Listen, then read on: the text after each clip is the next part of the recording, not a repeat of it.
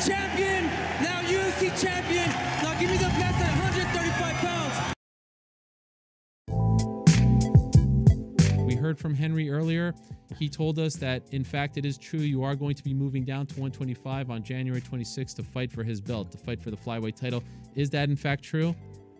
Yes, it is, man. Okay, how did this come together on your end? In the UFC. The UFC wants to get rid of the division in my eyes. They hired me to go down and close it and get another belt in the process. You know, it's a win-win for me, man. They're paying me a load of money to move down and kill the 125-pound division and collect the second belt. So it's game time. The fight's a super fight to a lot of people, but I'm gonna smash this guy. I'm gonna smash this guy. Him coming down an additional 10 pounds, I gave him that option, but he wants to come down. My whole thing, Ariel, is when I beat him, because I know I'm gonna beat him. There's no doubt. I'll put my purse on it. And my whole thing is when I beat him, Ariel, they're gonna hold the bantamweight division again, because he's gonna get his rematch, but this time's gonna be at 135 pounds.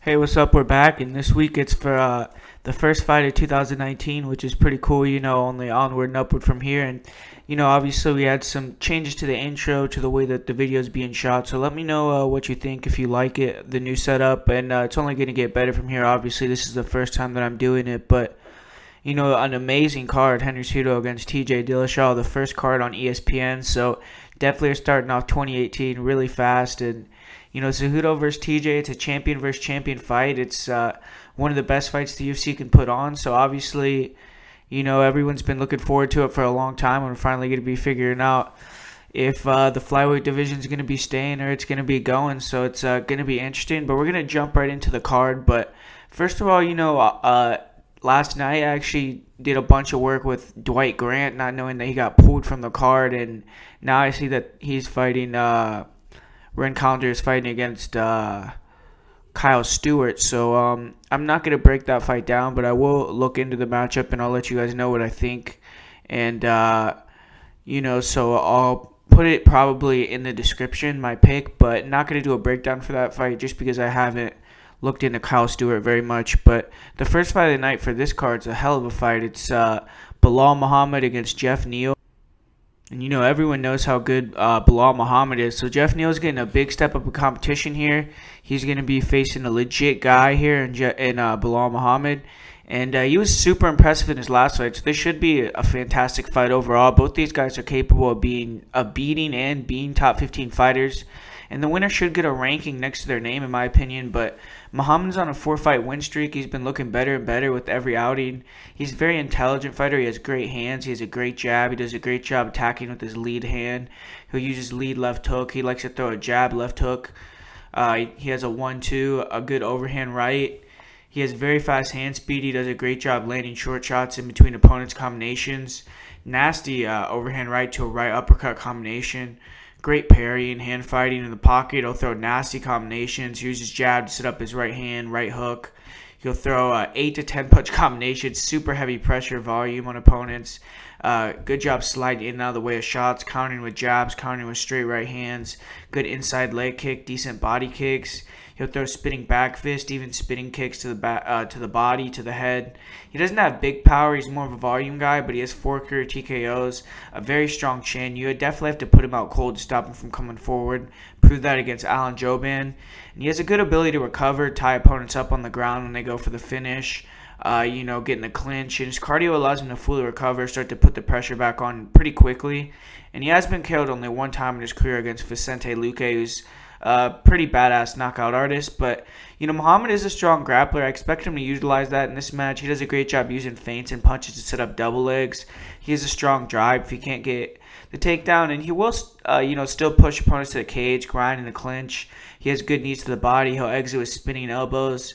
He does a good job transitioning from a single leg to a double, getting his hands locked, dumping opponents. He isn't an amazing wrestler, and fighters with good takedown defense have stuffed his attempts. And on top, he does have solid control. He has good elbows.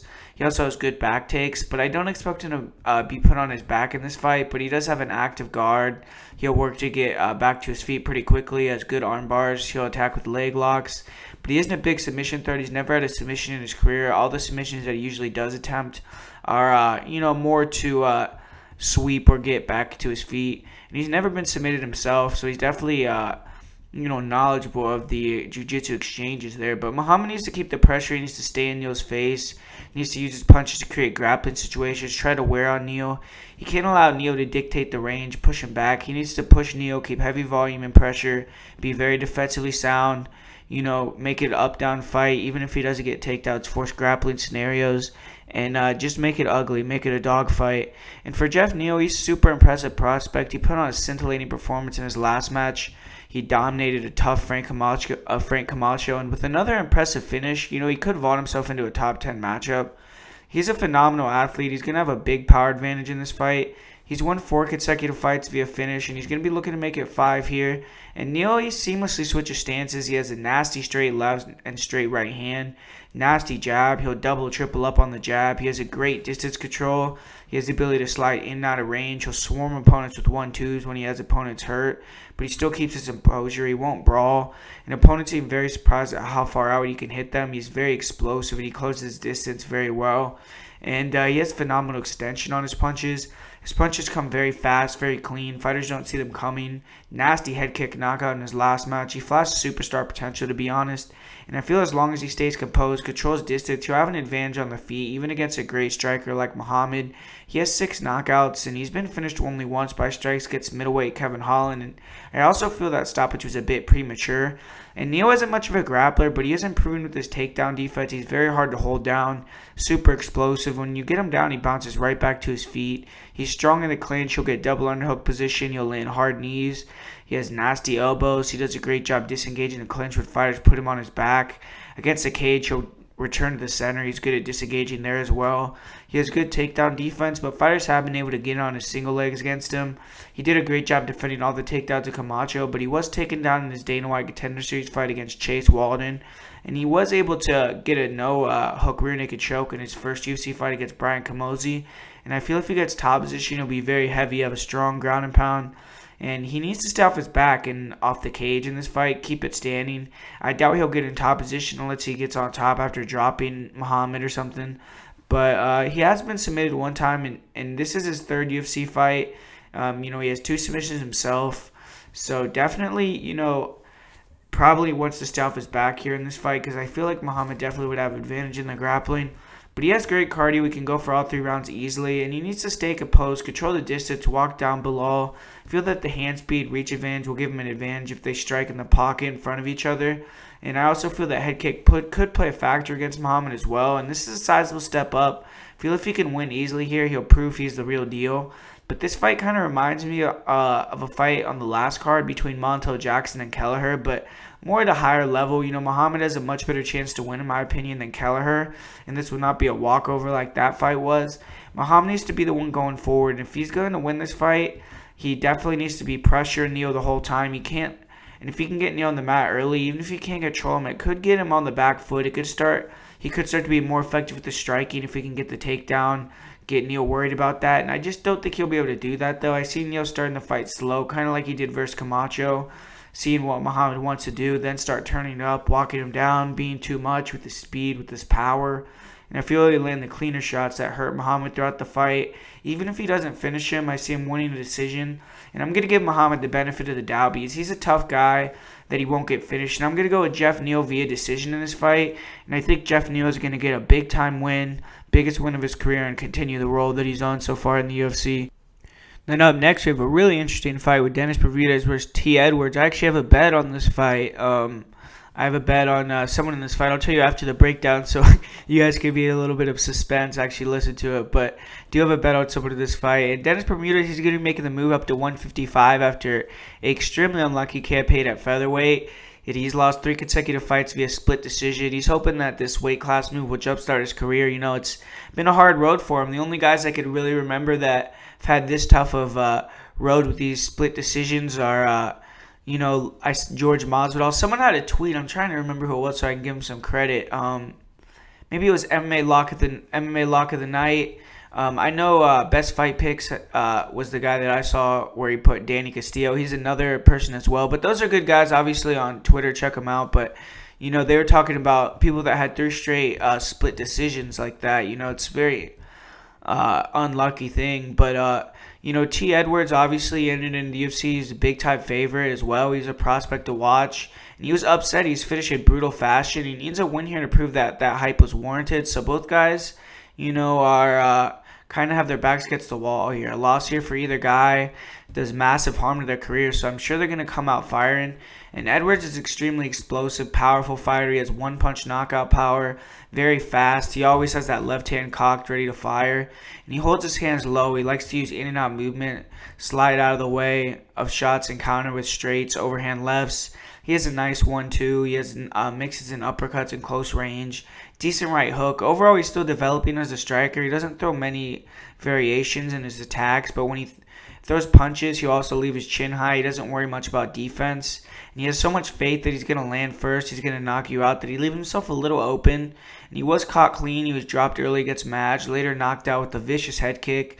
And with that being his first knockout, I assume he's drilled a lot of striking defense, and I feel like he's going to be a little bit more defensively sound for this matchup. He has huge power, and Bermudez has shown chin issues, so all he needs is one clean shot to win the match. He's finished all 6 of his wins via KO TKO, and he's a former college wrestler himself. He wrestled at Old Dominion, I feel like. And he has good double legs. He's explosive with his entries. Usually being able to finish pretty easily, but he doesn't really attempt many takedowns in MMA so far. But he also has a decent single leg. He seems to be learning the clinch game still. He's very raw there. He allows fighters to control him, and the clinch gets a cage. He doesn't do a good job pummeling or trying to improve his position.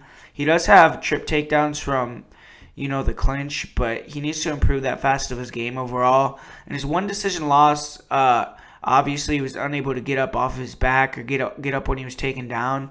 That was 4 years ago, so I feel like he'll be a lot harder to hold down now. Definitely seems like a super explosive guy, and I feel like he's going to have a major speed advantage over Bermudez. And, he was able to land a double leg after getting rocked. He survived some deep submission attempts, but he didn't do much staying in the guard. He panic wrestles for sure when he gets hurt, and that could be dangerous against a good BJJ guy, but he's never been submitted. He's never gotten any submissions. And I feel Edward needs to come out. He needs to boss the fight. He needs to use his smart pressure to draw out the strikes. Bad shots for Bermudez, and if he can counter, land a big shot, he could definitely put Bermudez out. And for Bermudez, this is most likely a do-or-die fight. With the loss here, he has a chance of being cut from the company, in my opinion. He's always been very physical for 145, so we'll see how that translates to lightweight, but I don't like his overall frame for lightweight. He's not a very big guy. He only has, I feel like, 66-inch reach, so he's going to have a 6-inch reach disadvantage here. But, he obviously won't have to make the cut, so maybe that's been bothering him as well, in his opinion, so we'll see what happens. But Bermudez has improved his striking over the years. He has a nice jab. He has a decent leg kick. He's always light on his feet. He's bouncing it out of rage. He's improved his head movement. He does a good job using it to land his straights, his overhead right. He will fake level changes, come over the top with straight right hands to the body and head and overhand rights. He has a good straight right hand to left hook combination. He'll throw the left hand lead backing up. And he has average body kicks, but he uses them to stay active. He has good cardio and not his best when he's going forward, forcing his opponents to react to him. He could be pretty impressive with his striking. He lacks power, and he struggled to keep heavy strikers off him in the past when he can't take him down, such as Korean Zombie Jeremy Stevens. He's looked much slower in recent fights, in my opinion. He's hittable close to the distance, and definitely at extended combinations at the pocket, he's hittable. He has 6 career TKOs. He's only been finished once in 16 fights in his UFC career. Or he only has 1 TKO in 16 fights in his UFC career, And he's been finished twice in his career via KO TKO, so obviously he doesn't show that big power in the UFC. And Bermudez was a beast wrestler in his prime, but most recently he hasn't had the same success taking down and controlling fighters on the ground. And he's still explosive. He uses punch, set up his double legs. He can land them rather easily. He can get elevation. He can slam opponents to the mat. He does a good job getting trips in the clinch. He's very physical in the clinch. I feel clinching up with Edwards, pushing him to the cage, controlling him there could be an effective game plan for him. He wasn't able to take down Andre Feely. He was actually taken down himself a couple times. On top, he has good control. He has strong ground and pound elbows. He was able to take Rick Glenn down a few times in their most recent fight, but he didn't really do much with the top position. but he can cut opponents up from top position with the elbows. Does a good job getting into side control, getting in dominant positions where he could take the back, get into a strong position. He's good in half guard where he can land ground and pound there as well. And Bermudez always comes in shape. He has great cardio. He has the ability to wrestle for 3 rounds. He is going to be undersized for 155. I feel he won't have the success against the upper echelon of the division. Maybe he'll be able to get away with it here, maybe not. But obviously, I feel like 145 would be his home if he were to go on like a title run. But he isn't a big submission threat. He has 3 submissions. And his submission defense has been kind of an Achilles heel for him along with his chin in his career. He's been submitted 4 times. For Bermudez to be successful in this fight, he needs to make it a grappling match. He needs to close the distance, safely get Edwards against a cage, maul him, control him against a cage, find takedowns. And, he needs to close distance safely, get Edwards down. He cannot, do it recklessly. And he cannot, in my opinion, I don't think it's a smart thing to exchange with Edwards in close range. But Edwards will be strong and explosive early. I think Pitbull gets a cage late, elbows, knees to the body, wearing on him before trying to control him on the ground and be the smartest. Because if he tries to take down Edwards early, he pops back up a couple times, he could get a little bit tired. But if he could slow down Edwards a little bit, then start to take him down, control of the ground, I could see him winning the decision. But it's going to be interesting to see how Bermudez will fare with the bigger, powerful wrestler. Because if he can't take him down, I think he will be in trouble. I see Edwards being very fast with the feet, much faster with his hand speed than Bermudez. I feel that his reach will play a big factor in Bermudez's ability to close the distance. And I think Edwards will be hungry from his debut loss. And he knows he has a massive opportunity here to get a win off a named fighter. And I see Edwards seize the moment, man. I see him getting a first, second round knockout with the straight left hand. And that's the bet that I have. I have a bet on T. Edwards at plus 110. I think he's like minus 130 now. So was a pretty good bet for the line that I got. And hopefully he could show up and get a big-time win here. So I'm going with T. Edwards via first or second round knockout in that match. And up next, we have another short notice fight with Mario Bautista coming in here on short notice to take on Corey Sandhagen. And this is a kind of a letdown spot type of opportunity for Sandhagen just because he was supposed to be fighting a guy that's in the top 5 of the division, very established in the UFC, has a tremendous record. And now he's fighting a newcomer, so he has to stay focused here. This kid is fighting out of the MMA lab, so is trained with good guys. And, he has some decent skills overall. But Corey Sandhagen, he's a high-volume striker. He has solid wrestling skills. He averages almost 10 strikes landed per minute. He only absorbs 2.7, so that's a tremendous ratio.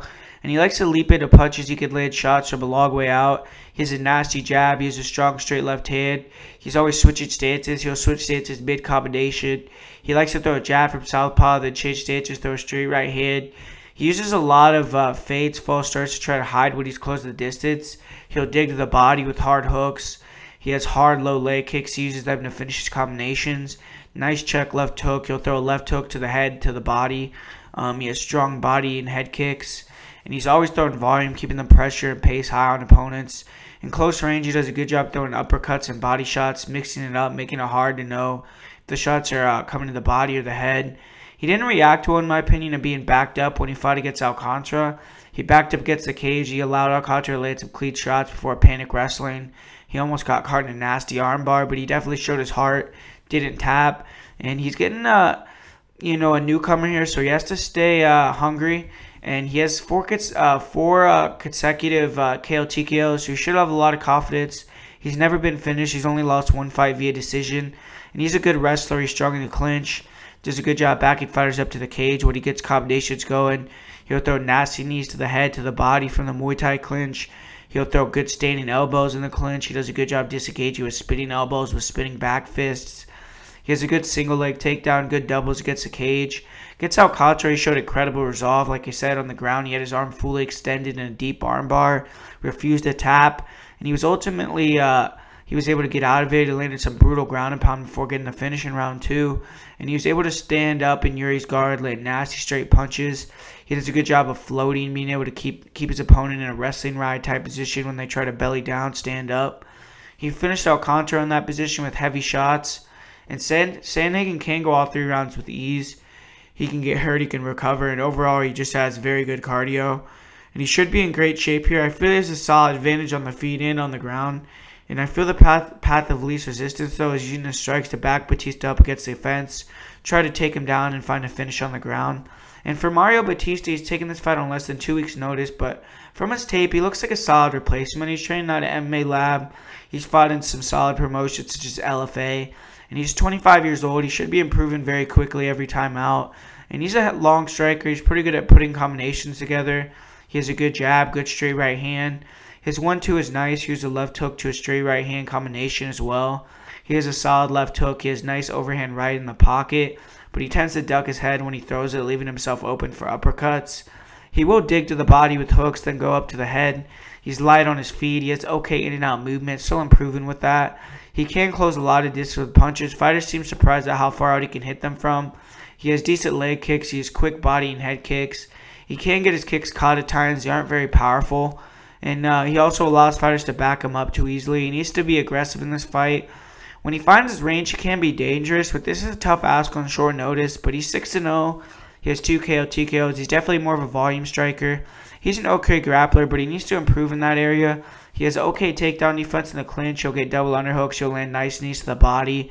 He has okay takedown defense overall, but fighters can back him up and take him down against the cage. And when he gets taken down, he's green. He allows fighters to get in dominant positions, hold him down. He'll attack him his guard, and fighters have to mind their P's and Q's. But once you pass his guard, he seems like a fish out of water. He'll look for takedowns of his own at times. He'll shoot doubles. He'll shoot singles. He could shoot the takedowns from too far out at times without setting them up. And he has 3 submissions in his career. He needs to keep it on the feet in this fight, be aggressive, mix it up with his kicks, with his punches. He should start fast, try to land some big shots, but this is a tough ask for him. I feel landing a big shot, trying to finish early or dominate early and cruise is his best chance to win. But in my opinion, Sandhagen should cruise here, and I expect him to get a finish. My pick is that he's going to start to overwhelm Bautista with strikes. I think Bautista's going to shoot an ugly takedown shot, and I think he's going to get his neck caught, and I think that he's going to get submitted either in the first or second round. So I'm going to go with Corey Sandhagen to get a win here. And hopefully we can get him against some better competition his next fight out. Guys similar like John Lineker, just a top 15 guy because, you know, he is a pretty interesting prospect and he's a fun guy to watch. And this is a pretty straightforward fight for him here. And then up next we have a matchup of 2 Dana White Contender Series guys in Alonzo Menifield and Vinicius Moreira. And Vinicius is getting a big step up in competition. He's largely a grappler. He's very good on the ground, it seems. And he's been very active in 2018. He's 5-0. He's going to look to make it 6-0. Never mind. This is 2019. What am I talking about? But so he was 5-0 in 2018. Going to be looking to win his 6th fight in a row here to start off 2019. And he's very stiff on the feet. He does not have good technique on the feet at all. Very slow, plodding footwork. He throws very low output. He doesn't really step into his punches. His hand speed is very slow. Just very, very amateur on the feet. When he throws punches, he doesn't bring his hands back to his head fast enough. He can't get countered with clean shots. He will throw leg kicks, but he doesn't set them up, and they're very easy to see coming.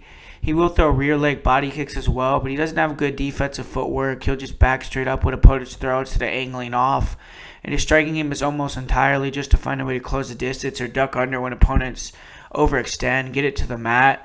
He will put heavy pressure on opponents in the beginning of rounds, really try to back him up against the cage, but he stands very tall. He leaves his chin exposed. Seems to have a good chin. He's willing to eat clean shots, get inside, but he was knocked out in his lone loss, and he has 1 TKO, but in my opinion, his striking is not a threat at all to Menifield, or just a very little threat. And Vinicius is a black belt in jiu-jitsu. He's dangerous when he gets in top position. Does a good job getting in on a body lock, gets the cage. He'll look for trip takedowns. He'll shoot doubles, gets the cage as well. He'll chain wrestle until he can get it to the ground. He also likes to shoot singles. He does a good job grabbing hold of the leg, even pulling guard if he can't finish a takedown. He has nice half guard sweeps. When he pulls guard, he will get in top position. He has excellent guard passing skills. He'll quickly move into dominant position. He has a very strong mount.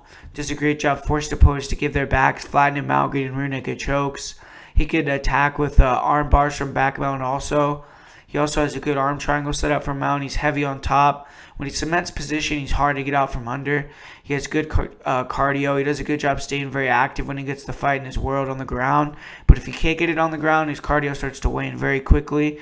And he has 8 submissions, including 5 in 2018. He's finished all 9 of his opponents. And Vinicius needs to get this fight to the ground by any means necessary. I feel that if he can get in a top position, he may only need to have to take him down once to finish the fight. He could find a submission. That's what makes this fight fairly close. But on the feet, it's definitely a mismatch because Menifield is a powerful athlete. He's explosive. He's a former pro football player. He's raw. He's young in his career as well, but much more polished than Moreira. He's very fast. He throws with bad intentions. He landed a nasty overhand right. He dropped it, finished the last opponent in 9 seconds on the Contender Series.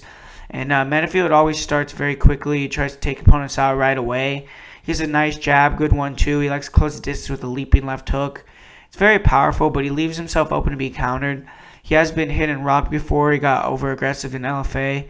And he has nice kicks. He'll throw hard leg kicks, head kicks, body kicks. He has very good speed on his kicks, and he's a very powerful guy overall. He needs to be more composed in this fight. He can't overextend or allow Moreira to get in on his legs or in on a body lock. But he has finished 6 of his 7 wins via KO TKO. He's a knockout artist, and he's going to have a big advantage here on the feet. And he's very physically strong. He's a nice takedown game. He has very good double legs, blast doubles. Does a good job punching his way into takedowns. When he gets in on opponent's legs, he's extremely explosive. It's hard to stop him from taking him down.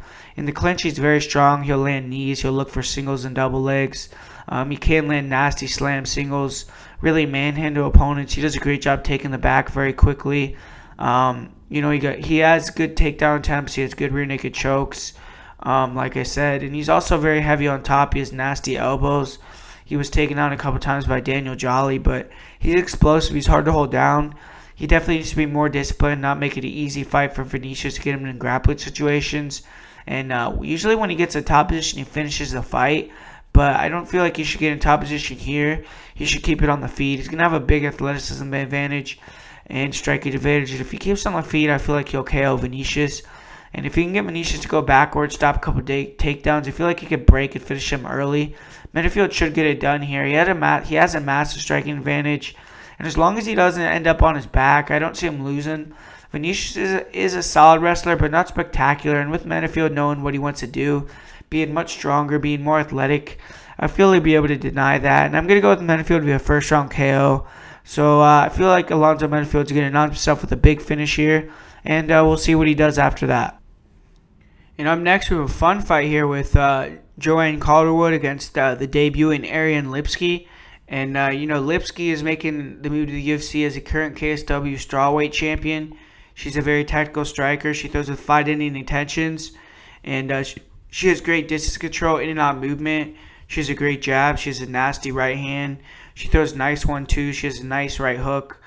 Good overhand right. When fighters close the distance, she'll throw nasty hook combinations, knees to the head.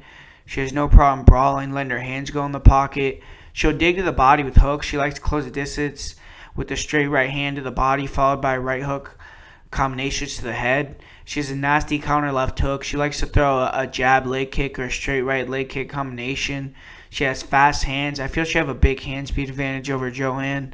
And Lipsky has nice front and round kicks to the body. She has strong leg kicks.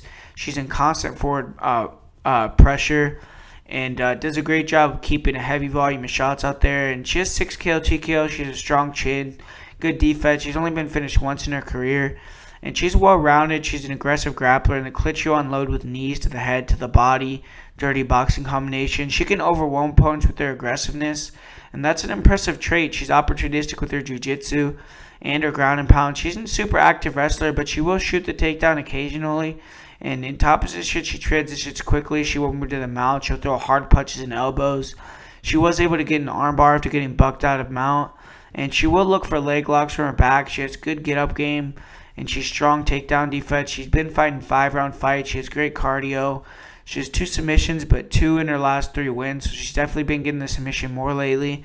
She's riding a 9-fight winning streak. She should be confident coming into her UFC debut.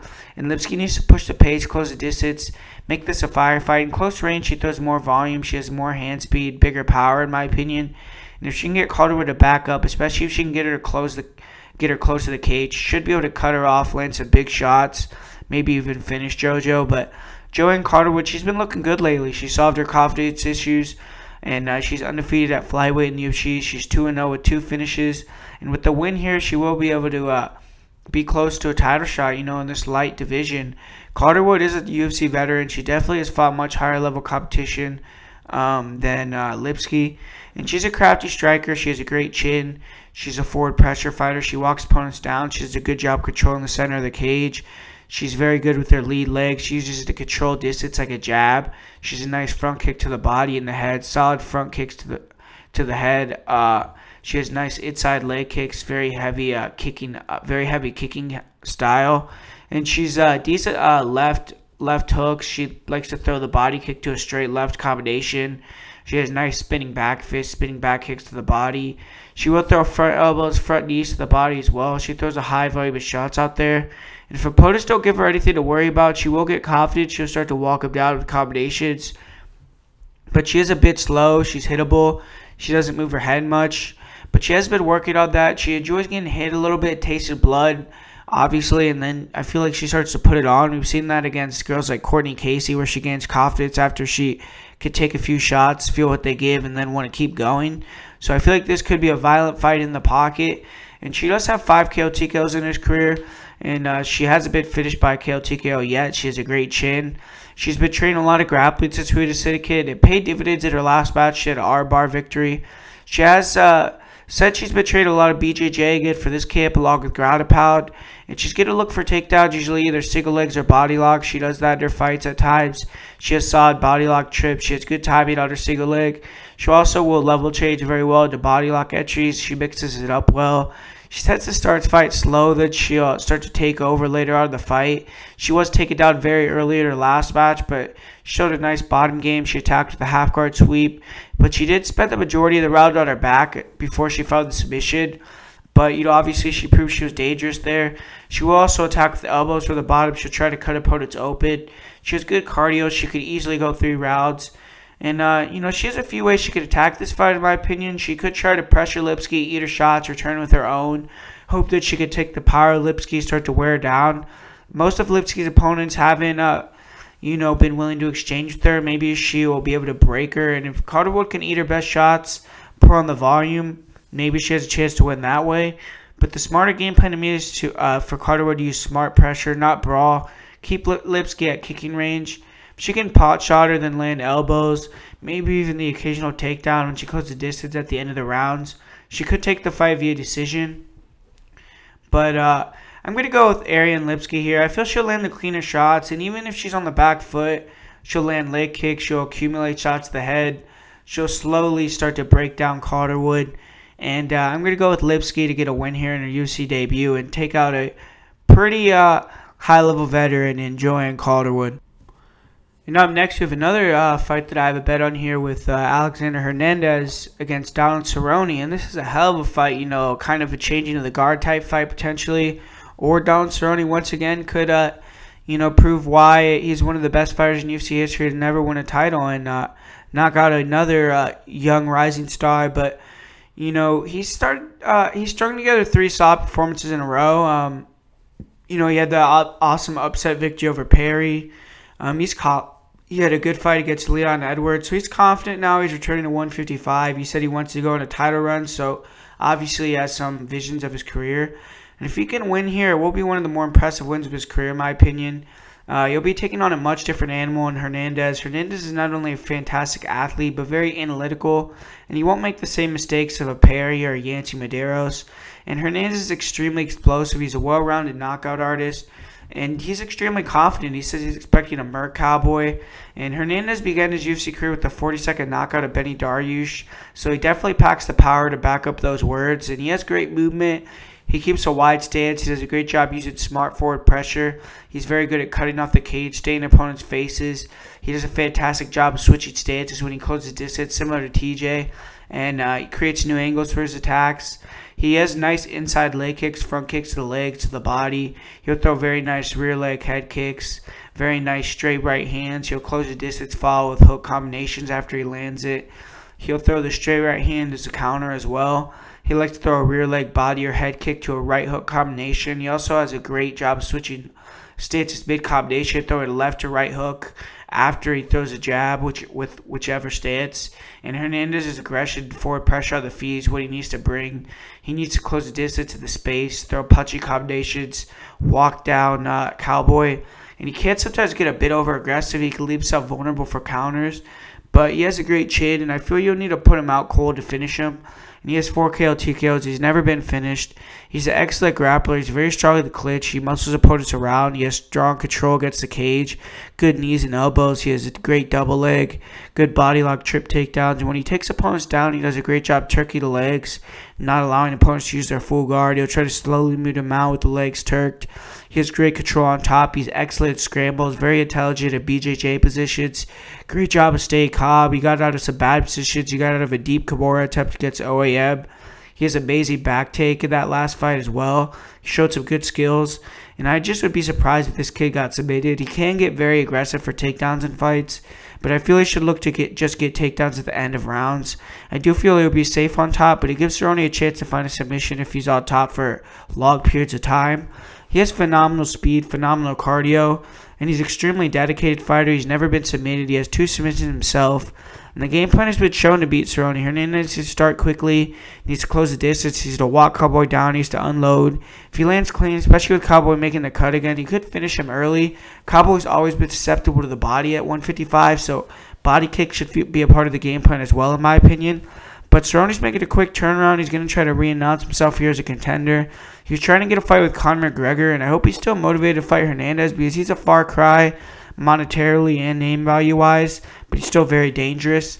And Cerrone's a nasty Muay Thai striker. His highlight reel finishes shows that. He throws vicious kicks. He beats up his opponent's legs first, attack the body, then go to the head. He has the most head kick knockouts in UFC history.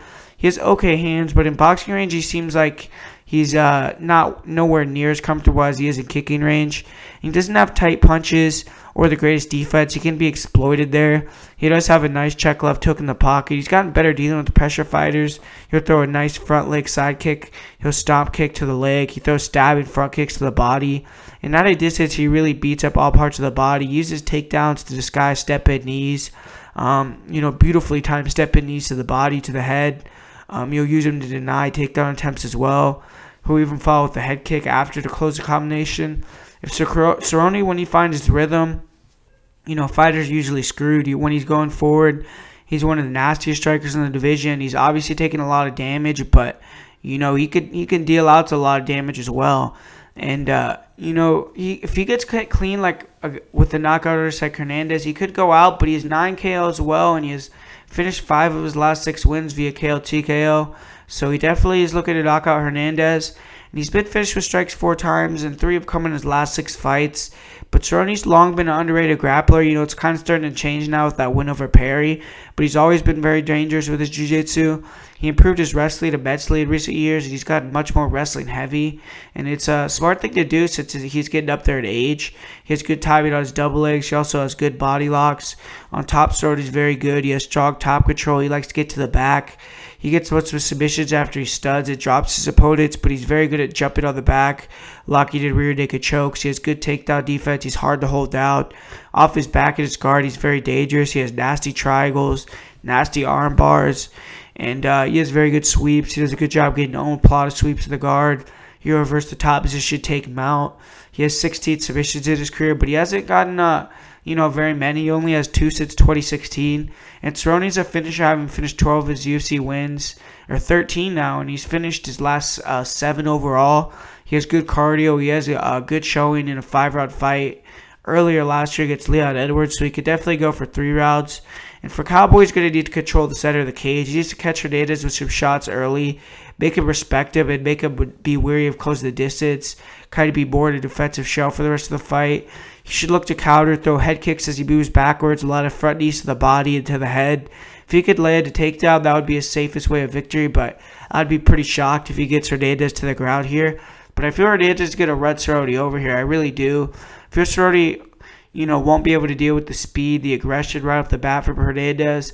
Hernandez has the cardio continue the pace and not let Cowboy breathe for the entire 15 if he can't survive, but He's also very strong in the clinch. Edwards is able to control and land some nice knees on Cowboy, which I feel Hernandez could do.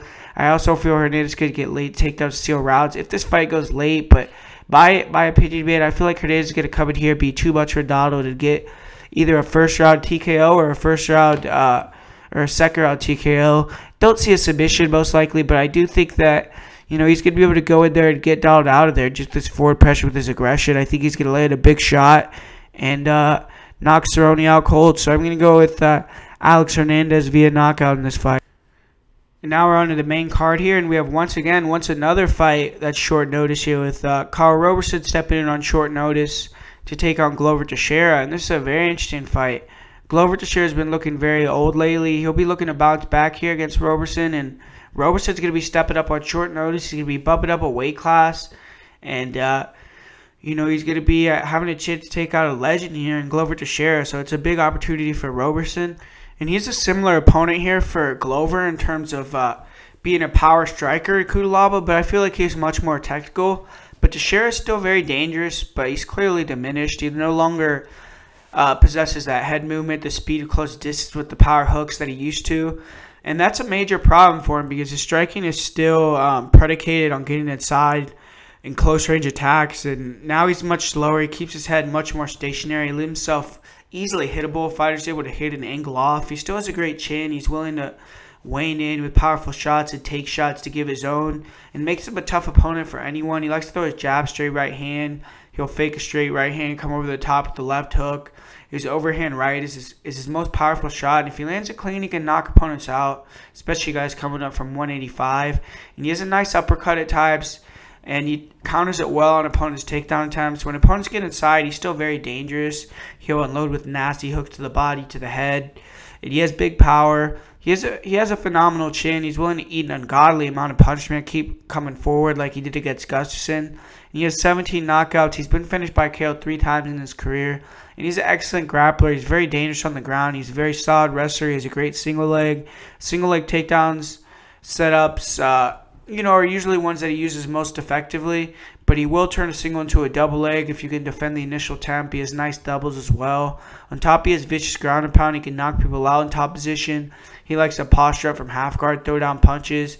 He's a great mount. That's where he usually finishes opponents with solid ground and pound. He has good submissions. He'll look for rear naked chokes, arm triangles. He has great takedown defense. He'll dig underhooks. He has a good sprawl. He'll circle to the back. He'll defend takedowns with guillotines as well. And he has a great squeeze. Does a great job controlling the legs when he wraps to the neck, giving him the ability to roll into top position. He has 6 submissions. He's never been submitted himself. He's going to be the bigger, more experienced fighter with the full camp. He has good cardio. He can go all 3 rounds. Teixeira needs to get this fight to the ground on the field. Let's get land a big shot that turns the tide. He'll always be a step behind, in my opinion. But if he can take down Roberson, we saw what Cesar Ferreira was able to do to him last year. And Glover should be able to do the same if he can get it to the ground. But Roberson is an impressive prospect. He has a lot of potential. He's extremely athletic. He's very technical with the striking. He's been trained with Corey Anderson, who's the last opponent to share, and he decided to take this match on short notice, up a weight class. So I'm sure Anderson is confident he can beat Glover. And Roberson looks to be in good shape. He's ready to perform. He's very fast. He's a nice straight left hand. He has a counter left hook. His straight left hand keeps opponents at bay, and he's able to pot shot fighters from the outside. He has strong leg kicks, good body kicks. He'll brawl at times. He has an issue with leaning back, kind of that top end defense, more relying heavily on speed, and he'll throw uppercuts, return with shots at close range instead of, angling off and, throwing a more proper counter. And, he has an issue with throwing uppercuts at close range. Sometimes he'll get a bit wild close to the distance.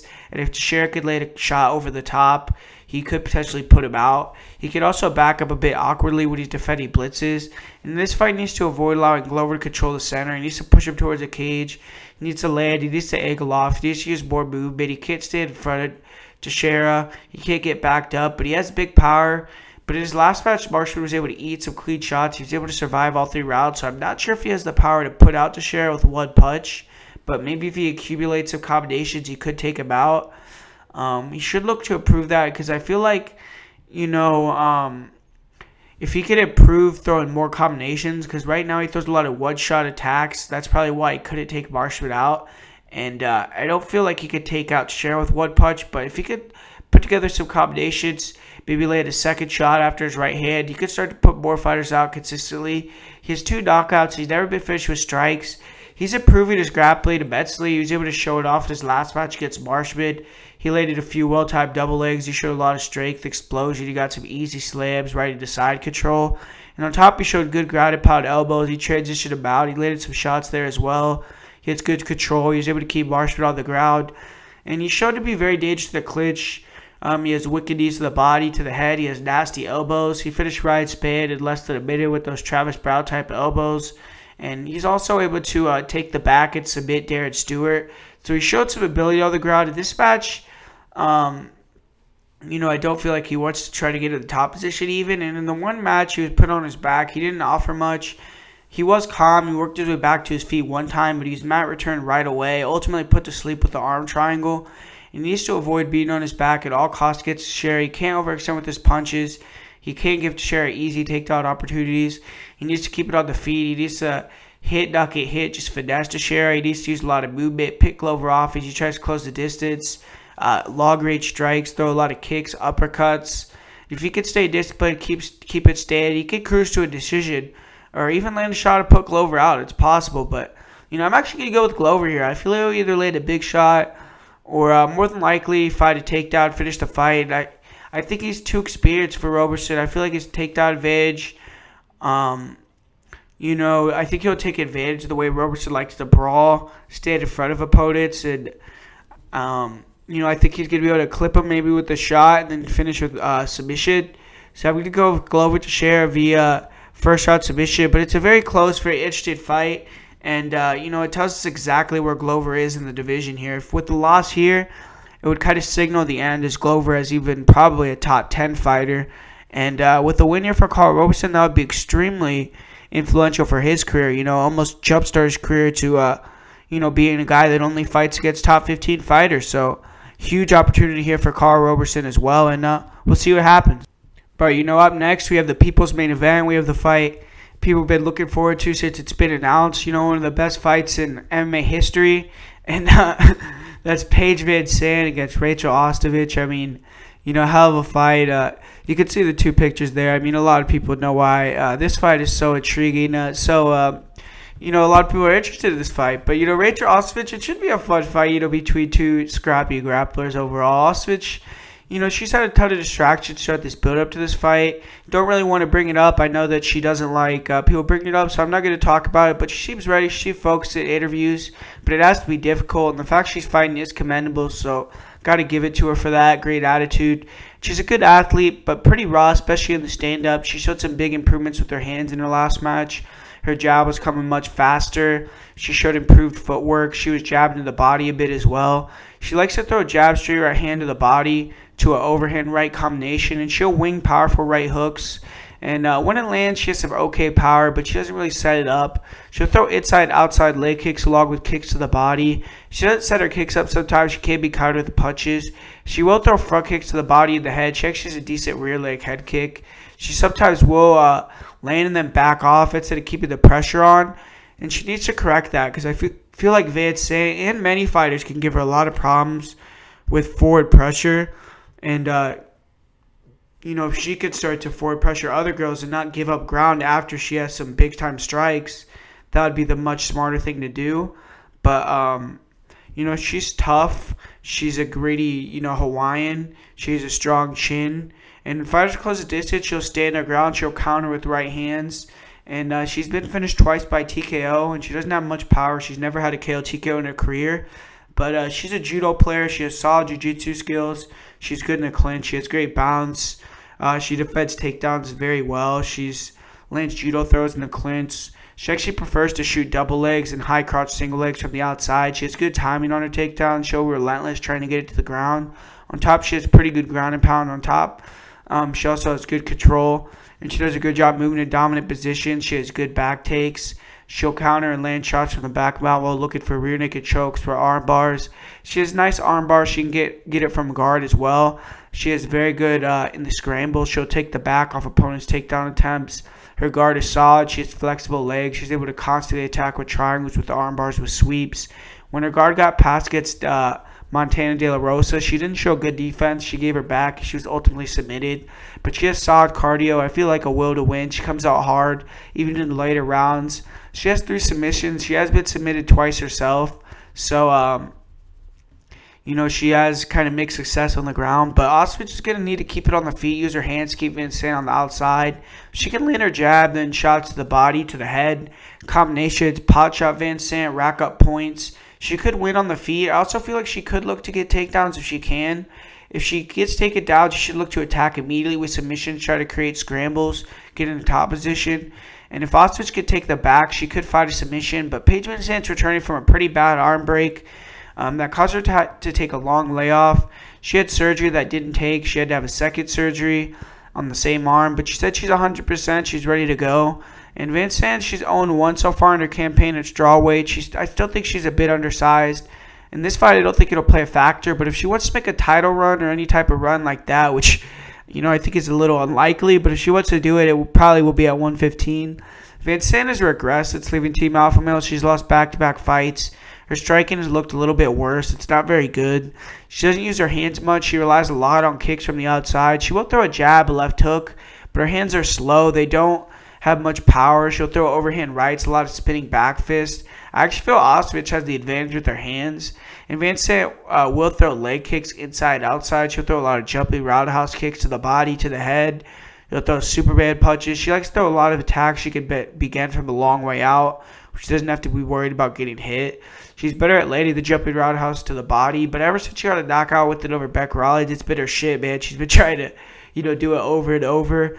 And she's relied on it way too much. She only has 2 KO TKOs in her career. She doesn't have much power. She's tough. She will take a lot of punishment, keep coming. She's never been finished with strikes. She's a scrappy wrestler, but not the most effective. She will, relentlessly force herself into the clinch. She'll go for body locks or trip takedowns. She really likes to attack with hip tosses that has led to her getting her back taken multiple times as well, but she can't finish those. She will shoot double legs or push opponents to the cage, chain together takedown attempts. On top, she's pretty strong. She has good ground and pound, good scrambling ability, throws a lot of volume, good job transitioning. She'll move them out to the back. She'll land shots. She'll go for submissions. She's strong in the scrambles, like I said. Solid overall takedown defense. She was taking down control on her back against JRC, Jessica Rose Clark, and she didn't show much at all off her back. She did have a broken arm after the middle of the second round, so that could have played a factor. But VanZant has 2 submissions. She's been submitted twice herself, so she has mixed success on the ground in the UFC as well. And she has good cardio. She'll look to continue to come forward for all 3 rounds. And she needs to control the center of the cage, push Ostovich back with longer combinations. And I feel like if she can use punches to set up takedown attempts past Ostovich's guard, she could have a big advantage on the ground. I don't like the way VanZant has been looking lately overall. And just the trajectory of her career, I don't think she's as hungry as she needs to be as she once was. Ostovich clearly is doing this for something bigger. I see her being more willing to give it her absolute all in the cage. And Ostovich has me, thinking that she has a striking and BJJ advantage, actually. But the wrestling probably resides with VanZant. If VanZant tries to get clinch takedowns, I see her being unsuccessful. She needs to shoot takedowns or get cage control. They try to shoot doubles from there, singles. And for Ostovich, she needs to do the same thing. And whoever will implement, their will win the fight. But I'm going to go with Rachel Ostovich via split decision. I just feel like, I don't know. I feel like she's going to get the victory here. But, both these girls definitely need to improve a lot before they're going to be talking about fighting for a title or fighting in the top 15 of either division. Then up next, we have another flyweight fight with Joseph Benavidez against Dustin Ortiz. This is a rematch. And Benavidez was supposed to fight Davison Figueiredo in this card, so I was really excited for that. But Figueiredo apparently, had to pull out. I don't remember what happened, but now he's taking on Ortiz. And like I said, this is a rematch of a fight from 4 years ago. Benavidez returned to the win column with a bang. He got a first-round finish against Alex Perez as an underdog. He looked fast. He looked sharp. He looked much better than his initial return fight versus Pettis. Benavidez is one of the best flyweights of all time. And with the win here, he'll be right back in the mix for a title shot. And Benavidez is a super explosive athlete. He really relies on that on the feet. Keeps his hands low. He uses a lot of movement, fakes fade before finding his opening to close the distance. Has explosive combinations. He has a solid jab, good straight left hand. He has strong inside leg kicks, good roundhouse kicks to the body. So he's a good job setting his kicks up with feints and by throwing them at the end of combinations. He has nice front kicks to the body. He'll even attack with head kicks. His most devastating strikes are still his hooks, his overhands. He landed a nasty overhand right that stumbled Perez in his last fight. And his speed was just darting in and out. He was back, man. His speed was back. He's extremely fast, close to the distance with hooks, with overhands to the body, to the head. Very effective. Very similar style on the feet to that of like a Chad Mendes. He's a nice straight left to the body, overhand right combination. He's very explosive. He can close the distance with his blitz attacks very quickly. He has nice counter overhand rights when he slides in and out of the way of shots and returns with that counter as well. And, Benavidez struggles with fighters who could control distance, avoid shots, counter cleaner, tighter punches. This is a good matchup for him because it puts two fighters that are going to try to get takedowns, try to pressure. And, he could use his movement a little bit. He could walk Ortiz into shots like he did in his last fight. And he doesn't have to worry about someone being, very sharp technical striker. But Benavidez is a phenomenal wrestler, both offensively and defensively. He's excellent in the clinch. He'll get a hold of the plug clinch. He'll blast these to the head, to the body. He also has nice short uppercuts. He has big body shots in the single collar clinch. He does a great job landing shots with a break. He gets stud fighters. He'll attack with knees to the heads, overhands, uppercuts with disengaging to the clinch. He has great takedowns, and he's one of the most physically strong featherweights of all time. He has nasty slam takedowns with the clinch. He can really manhandle opponents. His style of blitzing in with 3 or 4 hooks and overhands makes it easier for him to land takedowns. Fighters are worried about getting hit, then he'll duck under, he'll land a nice double leg. And Benavidez is super active on top. He'll attack with nasty ground and pound elbows. He was able to get into a wrestling right position against Alex Perez their last match, rain down brutal ground and pound, and really finish the fight twice via ground and pound. And Benavidez will move to the mount where he will look to finish the fight with ground and pound. He'll snatch up a guillotine. His guillotine is top notch. He has a brutal squeeze. He has great takedown defense. He's only been taken down by perfectly timed shots by DJ, by Cruz. And he's extremely hard to hold down. He usually just explode back up to his feet. He's never been submitted in his career. He's only been finished one time. He has 9 submissions, but he hasn't earned one since 2014. And in their first matchup, Benavidez had a clear speed and power advantage on the feet. He needs to use the same game plan here, move around, use feints, use fakes, get in the inside, land his right hand, or get the fight to the ground. He was able to get a couple takedowns in his last fight. And if he can use those takedowns to create striking opportunities off the break, that's something he should exploit. He was successful at landing some big shots to Ortiz as well, and he won 30-27, so he's going to be trying to implement that same type of game plan again here. And for Dustin Ortiz, he's long been his top 10 staple in the UFC 125-pound division. After an up-and-down career in the UFC, he's finally found some consistency. He's won 3 in a row, 4 out of 5. He has 2 knockouts in his last 3 fights. He's been riding a big wave of confidence. He was able to knock off an elite prospect as well in his last time out against Mateus Nicolau. And Ortiz has much better movement. He has good forward pressure than the last time they fought. He's always coming forward. He's pushing the pace. He has improved his ability to cut off the cage, switching stances, stop fighters from exiting in certain directions. He has a nice jab. He has a good straight right hand. He has a nice left hook. He'll throw a straight right hook, left hook combination. He has good leg kicks, good roundhouse kicks to the body. He likes to catch low kicks, return with overhand rights. He likes to stay in the pocket, counter with right hooks. He has a powerful high kick. He showed that in his last fight with the knockout win over Nicolau.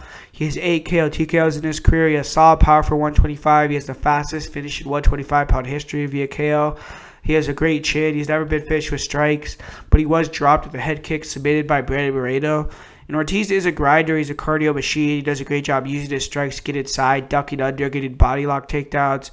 Good job changing the body lock to a double leg. If he can't finish, he's relentless in taking down to the fight by chain wrestling. He has good takedowns against the cage. He'll be chaining things together until he can find a way to get to the ground. He likes to get to the back on the get to the back of the clinch, especially from standing position. He'll jump on the back, and he has great scrambles. He won a heavy scramble fest match against Alejandro Pantoja, who's a great fighter. He has good takedown defense, but he has got his back taken a few times. He's lost to elite grapplers in the division. He needs to be constantly coming forward, pushing that pace, staying in Benavidez' face. In the first match, he was pushing Benavidez backwards quite a bit, but he couldn't cut off the cage, control him on the ground to really corral him. He was just kind of chasing him. And in this fight, he needs to cut him off. He needs to be able to get him against the cage where he can start to unload with longer combinations, force Benavidez to strike in the pocket, then try to find takedowns. And if he can get him to the ground and control him on the ground, that would be huge for Ortiz. But Ortiz, in my opinion, is up against it here. I feel like he may have closed the gap a little bit, but Benavidez is still the quicker, better athlete. And I see this fight played out in similar fashion to their first match. I see Benavidez being too fast for Ortiz. I don't think Ortiz is going to be able to cut him off. I see him landing the cleaner, bigger shots, maybe even getting a couple takedowns, and just, winning the grappling, winning the striking by a small margin, and just winning every round ever slow slightly, and get another win. Benavidez is a very good fighter. He's a veteran, and he's someone that just knows how to get the win. So I'm going to go with Joseph Benavidez to get it done here in this fight. Up next, we have an amazing fight. The return of Gregor Gillespie is going to be taking on Yancy Medeiros. And Gillespie's been an absolute buzzsaw so far in his UFC career. He's finished 4 fights in a row, and he's yet to lose a round in the UFC. He's getting a big step of competition here against Yancy Medeiros, who's a scrappy veteran. And Medeiros has returned to 155 pounds after he had a pretty successful campaign at 170. He was 3-1 at welterweight, but he's trying to bounce back from a TKO loss to Cerrone here. And Gillespie's a good striker. He has huge power. He showed that with a quick knockout of Andrew Holbrook, and he keeps a high guard. He walks opponents down. He has a good jab, nice tight straight punches, very nice 1-2. He likes to throw a left hook, straight right hand combination. He has good feints. He'll fake takedowns, come up with uppercuts, come up with overhand rights. He has a good right hook, overhand right combination in the pocket. He's willing to brawl in the pocket. A majority of striking is to set up takedowns, but you still have to respect his power. He's a great chin. He'll eat shots, close the distance, get takedowns. He's 12-0. He's extremely durable. He has 5 KO TKOs. He's a fantastic wrestler. He plays to his strengths in his fights as well. He's a 4-time NCAA D1 Wrestling All-American, 1-time national champion. He'll look for takedowns right away, usually within the first 10 seconds of every round. Does a great job faking punches, ducking under, grabbing a high crotch single or a double leg. His snatch single is awesome. Usually if he can get a hold of the leg, fighters are usually ended up on their backs. His double leg drive is also very powerful. He can land big slams. He's relentless with takedown attempts. He'll be undeterred. If you stop a couple, he knows he's going to get the next one. And once he gets the fight to the ground, he has great top game, great guard passing. He'll transition him out where he's very strong. He'll land big ground and pound. Fighters have to decide if they want to eat elbows or give their backs. He's a great arm triangle from out. Once he gets the back, he will flatten opponents out, land 30 ground and pound. He'll look for rear naked chokes. He has 5 career submissions. He has great cardio as well. Overall, he looked like a monster, so far in his UFC career. And Gillespie should look to get this fight to the ground. He's hittable on the feet. I feel like it's 50-50 or even a slight edge to Yancy on the feet. But if he gets it to the ground, it's him all day. He needs to be wary of the front chokes of Medeiros. But if he gets on top, he should have his way. And for Medeiros, he's getting a big opportunity here in his return fight to 155. Gregor doesn't have the name value of a cowboy, but he's a guy people are touting as a potential future champion, and a win here would be a big statement. He has a ton of confidence due to his training with Max Holloway, seeing his recent performance, and everyone who's a big UFC fan, they know what Yancy's about by now. He's a tough, scrappy fighter. He's ready for war at all times. He has a nice jab, good right cross. He'll usually use a straight right hand lead. He's accurate with it. He has a good straight right hand left hook combination. He'll change stances mid-combination. He's tricky on the feet. He'll dig to the body with jabs, with right hooks.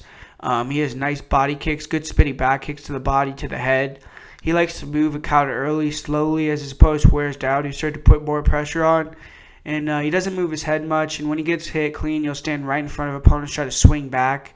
He can't do that in this match because Gregor would just duck under, get takedowns. And Medeiros has big knockout power. He could finish the fight with one shot.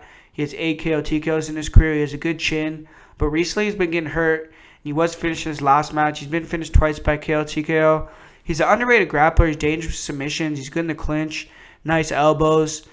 Good knees. He'll unload with body shots, uppercuts in the clinch.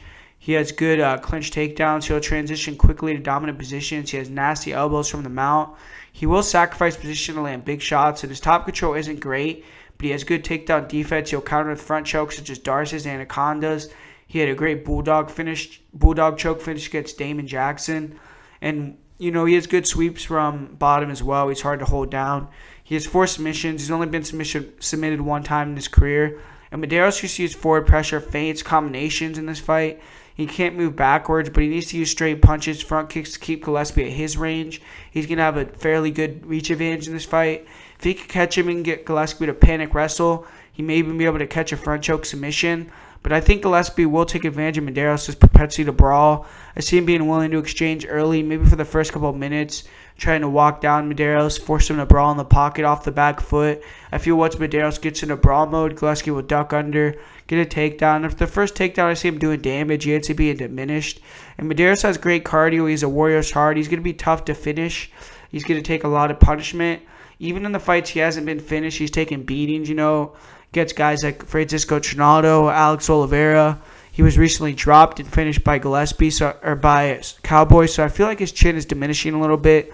And I see how Gillespie lands some hard ground and pound after a second round takedown, getting the back and being able to find a finish by submission or KO, TKO. So I'm going to go with Gregor Gillespie to finish Yancy Medeiros in the second round on the ground. And, kind of cement himself. That'll be 6-0. And, after that, he's earned himself a top 10 opponent, in my opinion, and, he should get that. So I'm going to go with Gregor Gillespie to get the win here as a big-time favorite. And up next, we have the much-maligned debut of Greg Hardy. That'll happen Saturday night versus Alan Crowder. A lot of people don't like it, but, Hardy's a great athlete. He's very good, and obviously his UFC level, but he obviously has some other things, outside of fighting that people don't like to see, but he's a massive favorite. He's getting the co-main event slot here in the debut. He's an elite athlete, arguably the best athlete in the entire heavyweight division. He has 3 fights. He's finished all of them in under a minute. He's yet to be tested whatsoever in his MMA career. He has a decent jab. He's improved with his footwork. He closes his distance right away. The speed, power, and explosiveness advantage he has over his opponents has just been very evident very quickly. His 1-2 is very nice. He'll dig the right hand to the body as well. He's a nice uppercut. He has some of the best power in MMA. If he lands a couple shots clean, he's going to knock you out. He's still green with his defense. He'll exit with his chin up at times. He leaves himself vulnerable to shots. But no one's been able to exploit it yet. To exploit it, you will have to be willing to exchange with him in the pocket potentially. And obviously no one wants to do that. And I've not seen much grappling from him at all. But the only grappling I've seen was in his last match. He was able to circle on a takedown, sprawl to takedown, circle to the back, trap a wrist, land some brutal ground and pound hammer fist before putting his opponent unconscious. And, he hasn't shown if he has good cardio. He hasn't shown if he has a good chin, if he can come back from adversity. But I truly feel he's all in with this. If he comes in great shape, he should be improving with ATT. He should be pumped for his debut with the UFC. And there's not a lot of finesse to Greg Hardy. He's going to try to close the distance, overwhelm, and take Crowder out. And he's improving with his jab. We may see him try to use that in the early going. But overall, I feel like he's just going to try to overwhelm Crowder. And Crowder's getting another opportunity after getting knocked out by Justin Willis in his UFC debut a year ago. He's getting a huge opportunity to stop an extremely recognizable name with a lot of hype in Hardy. And Crowder's much more experienced with Hardy, but he's not nearly the same athlete. He still has a smaller, more athletic heavyweight in his own right. He has a decent one, too. He has good leg kicks. He'll throw a left hook, right uppercut combination in close range. His left hook, right hook combination in close distance is probably his favorite combination. Overall, his hands are slow. He stands too tall in his stance. He was getting his kicks caught against Justin Willis, hit with counters. He will try to hand fight with his lean hand. You'll return with counter right hands. He's not very fast, and he's able to get backed up against the cage. When he gets hurt, he will try to move, but his feet aren't quick, and I see him needing to get takedowns to survive in this match. He has been finished 3 times by KO TKO. He has 5 KO TKO himself, but he isn't a big power puncher. He's been traded with a lot of wrestlers. I imagine that's his game plan is to get the fight to the ground. He isn't a great wrestler, but he will attempt doubles and singles. Once he gets the fight to the ground, he isn't bad on top. He'll move to the mount. He's pretty, good at floating on top. But he doesn't have a great ground and pound. He beats fighters by wearing them out, by controlling position. He can't get shocked off the back, end up on his back because he's too overzealous. And if he does against Hardy, there's a very high likelihood he'll be knocked out. But he has good cardio. He's proven he could go to a decision. But he only has 1 decision in his career. He has 3 submissions, but not since 2014. And Crowder needs to get this fight to the ground. He needs to get on top as quickly as possible. If you get on top, you can lay on Hardy a bit, rack up some control, ground and pound. He could possibly tire Hardy out. He's never passed 1 minute in a fight. And then maybe get his striking going later. But, Crowder's a very small chance to win here. Hardy's too big, too fast, too powerful, and too damn mean, man. He's going to be most likely, this is going to be Crowder being finished within 2 minutes. He's going to close the distance, back Crowder towards the cage, unload with combinations, finish the fight. Round 1 KO. I'm going with Greg Hardy here. not a lot of mystery to who's going to win this matchup, in my opinion. And the UFC obviously set him up. He's in the co-main event. They see something in him, and they don't care what people think, so they're gonna keep pushing him, and they're gonna see how far he can go with this sport. So I'm going to go with Greg Hardy to get the win here and pick up a fairly easy victory over Alan Crowder. And now, baby, we're at the main event, the fight that everyone's been looking forward to, TJ Dillashaw against Henry Cejudo. The grudge match is finally here. Henry Cejudo versus TJ Dillashaw, champion versus champion fight. Hell of a way to start the year. This is one of the most interesting title fights in UFC history. It literally has the history of the whole division in the balance. Henry Cejudo is fighting to try to preserve the 125-pound division, and TJ Dillashaw is fighting for the exact opposite here. A loss here for Cejudo, in my opinion, would mark the end of the flyweight division, and the narrative will forever be that the division was boring, lacked depth, lacked talent. But if Cejudo wins, there's a chance it jumpstarts the division. It finally starts to get the respect, the attention it's been screaming for since it's existed. So, Cejudo has a lot on his shoulders here, but he's rapidly evolved since coming to the UFC, specifically in his striking, his ability to mix his striking, his grappling together, and just his overall fight IQ has raised another level. He uses a long karate stance on the feet. He's very good at controlling distance, light on his feet, very quick in and out, good hand speed, very powerful for 125, nice straight and overhand right. He has a nice overhand right, straight left hand combination. He'll fake level changes, throw right hooks, left uppercuts. He likes to fake the straight right hand and do a head kick. He has good body kicks. He has nice front kicks, round kicks to the body. In the pocket, he'll throw power hooks. He mixes it up well to the body, to the head.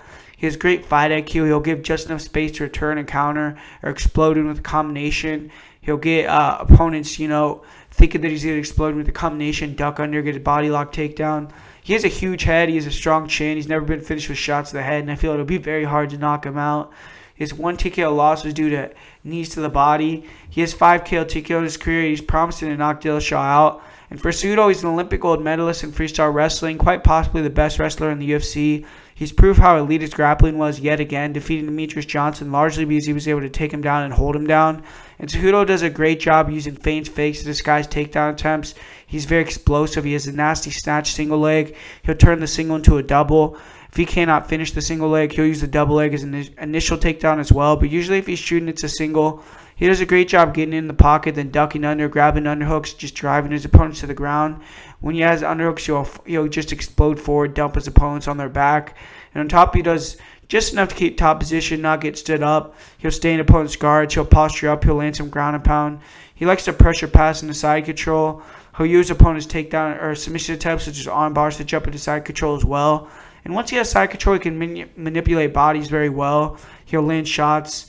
And, when opponents try to get to their knees, try to stand up, he has elite control in the wrestling right position.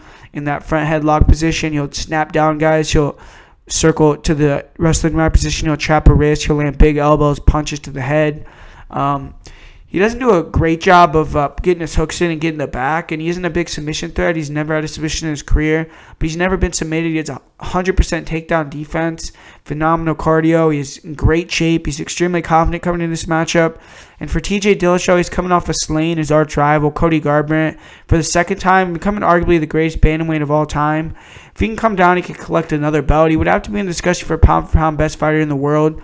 But Dillashaw is making the drop to 125 pounds for the first time in his career. He has looked pretty bad in some recent photos, so we have to monitor if he even makes weight, and two, how it'll affect his performance at that weight. But Dillashaw is an extremely well-rounded fighter. He has finishing ability. He's in constant movement. He's changing his stances, bouncing around, faking and feigning. He plays with his lead hand a lot. He moves it around. He tries to get fighters to focus on it so he can land something else.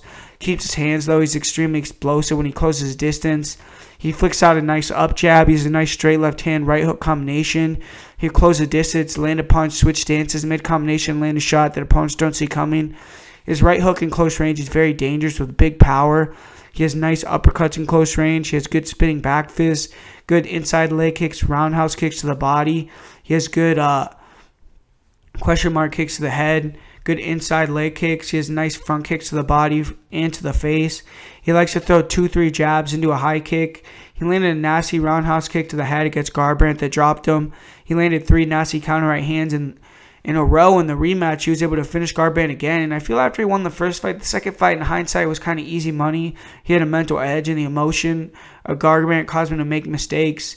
He has huge power, and when he hurts fighters, he will finish them. He has 9 KO, TKOs in his career, and he's been finished one time only, and that was by another 125er in John Dodson.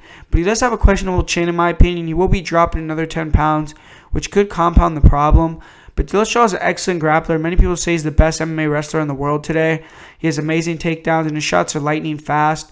He usually attacks with single legs. He'll run the pipe, bring fighters to the mat. Super fast blast double leg. He showed that against Sunsao and Lineker. He really dominated Lineker with his wrestling. He does a great job of feigning, using punches to make opponents raise their hands, ducking under for doubles. And Dillashaw is a great top game. He attacks immediately with huge ground and pound. He does a great job getting to the back. He'll control fighters from there.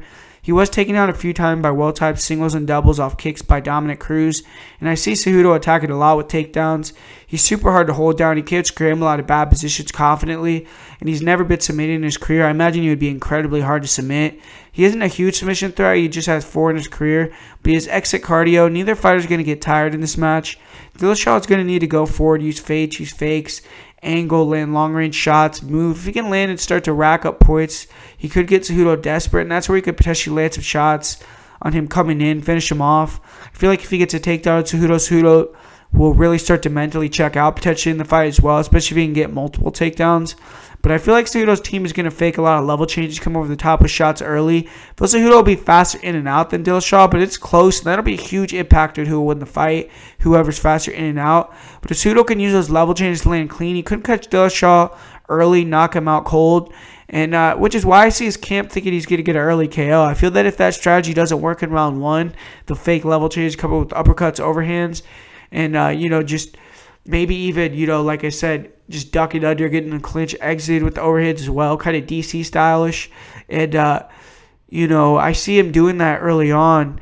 And if he can't do that, I see him going more to a heavy wrestling style, try to go with the way that he beat Demetrius Johnson. But I actually think he's going to catch Dillashaw, man. I think he's going to catch him with one of those. I think he's going to drop him. And I think he's going to finish him with ground and pound. So I'm going to go with Henry Cejudo via second round TKO. I think he's going to defeat TJ Dillashaw. I know a lot of people are on Dillashaw. They're pretty confident in him. But I'm going to go the opposite way here. I'm going to go with Henry Cejudo to get it done, get the victory here.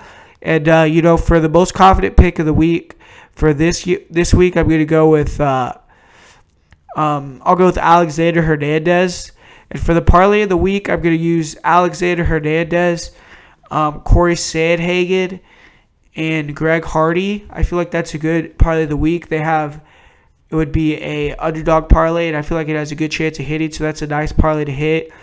I feel like, there's a few dogs you could potentially target here, and guys like, I feel like honestly that the price on Gillespie is a little bit steep there, but I feel like he should get the win. I like Henry Cejudo as a dog. I liked Rachel Ostovich as a dog as well. I think that Bilal is live. I think that Calderwood is live. But overall, it's a great card. It's a fun way to start off the ESPN era of the UFC. I'm interested to see how their, the way that they put on the fight is, how fast it is, the timing, the promo, what they do in between fights, all that, Should be pretty cool. Should be interesting to see. And, hopefully you guys enjoyed this video. Like, comment, subscribe if you're not subscribed. Share it, share it on Twitter, Facebook, wherever you can. And, keep supporting the show. It's only going to get better from here. Tell me what you think of the new way that I had the video set up for this fight. If it's better, if you just like the still picture. And, whichever way you guys like it, I'll probably do it. And like I said, I'm going to start to try to do more things on this channel, maybe even interviews, things like that. Obviously, that's going to come down to if other people are willing to do interviews with me, which I haven't even contacted, asked anyone. Don't really know.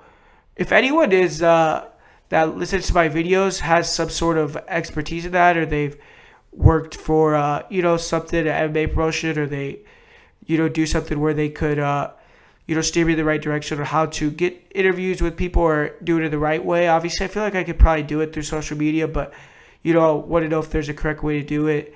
And that would be really appreciated. Just hit me up on Twitter, on my email, and just let me know. But, thanks a lot. You know, obviously, appreciate everyone's support watching the video. It's the first one in 2019. We're going to start it off with the bang. Feeling confident here. And we're going to continue the whole year. We're going to do well the whole year. I'm excited and excited for the growth of the channel and what's to come. So thanks a lot for watching. And like I said, comment, like, subscribe. Tell me who you're betting on. And hopefully you have a great time watching the fights. It's been too long.